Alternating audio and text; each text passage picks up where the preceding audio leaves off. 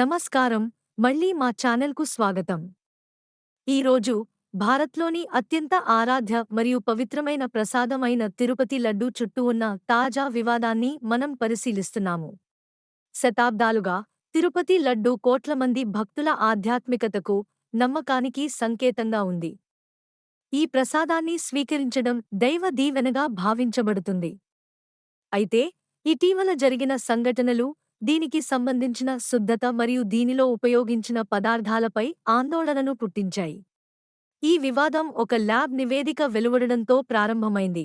ఇందులో తక్కువ స్థాయి నెయ్యి, ప్రత్యేకంగా కొబ్బరికాయ నెయ్యి, లడ్డూల తయారీలో ఉపయోగించబడిందని సూచించింది. ఈ ప్రకటన భక్తులను ఆశ్చర్యానికి గురిచేసింది, ఎందుకంటే ప్రసాదం గొప్ప ఆధ్యాత్మిక విలువను కలిగి ఉంది. తిరుమల తిరుపతి దేవస్థానమ్స్ టీటీడీ స్పందనను చూపించే కోట్ లేదా స్క్రీన్ షాట్. పొందిన ఆధ్యాత్మికతను పునరుద్ధరించామని, మరికూడా బాధ్యత కలిగిన సరఫరాదారుడిని నిషేధించేందుకు చర్యలు తీసుకుంటున్నామని తిరుమల తిరుపతి దేవస్థానమ్స్ టీటీడీ తక్షణమే స్పందించింది. ఈ వివాదం మధ్య అమూల్ అనే ప్రసిద్ధ పాలను ఉత్పత్తి చేసే సంస్థగా సరఫరాలో ఉన్నట్లు సామాజిక మాధ్యమాల్లో ప్రచారాలు వచ్చాయి.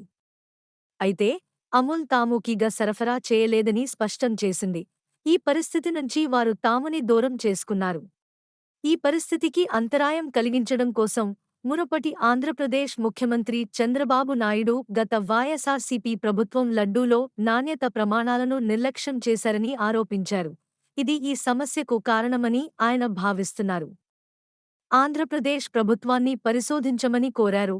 రాజకీయ ఆరోపణలు కొనసాగుతున్నాయి. అన్వేషణలు కొనసాగుతున్న సమయంలో భక్తులు తిరుపతి లడ్డూ పవిత్రతను రక్షించాలని ఆశిస్తున్నాయి. ఈ వివాదంపై మీ అభిప్రాయాలు ఏమిటి? కింద వ్యాఖ్యలలో మాతో పంచుకోండి.